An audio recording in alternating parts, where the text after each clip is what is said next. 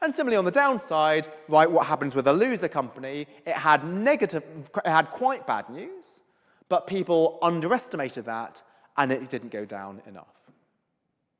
Now, there's also some interesting follow-ups to that.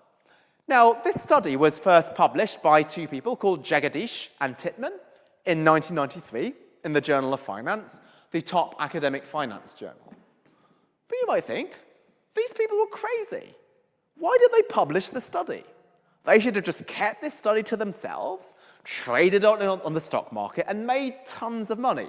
Why did they just expose this and tell everybody in the world that there's this strategy? Well, what was really interesting is that 8 years later, in 2001, they redid this study and they found that momentum was still profitable. And this goes back to my idea that what's causing these strategies is psychological biases. So psychological biases are really hard to eliminate even with scientific studies. So go back to that spider image. If I told you, look, this spider is really safe, I've done a scientific experiment, if I was to unleash that spider on you, you'd still run away because you just don't like spiders. And similarly, if there's studies showing, right, you suffer from confirmation bias, you should really change your beliefs and react to information and be more open-minded, people will still not change that and will still have the tendency to reject information that doesn't confirm what they would like to be true. And you might think, well, 2001, that was still 19 years ago. Why am I presenting this paper right now?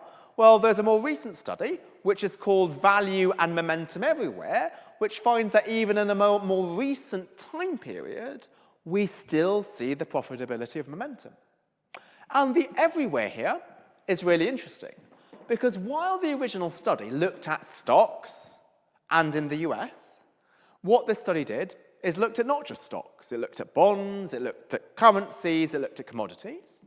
And not just in the US, it looked at Europe and Asia, around the world, and it found that in nearly all cases, you found both that value strategy, which exploits the fact that people get overly excited by glamour, and the momentum strategy, which exploits the fact that people underreact to information.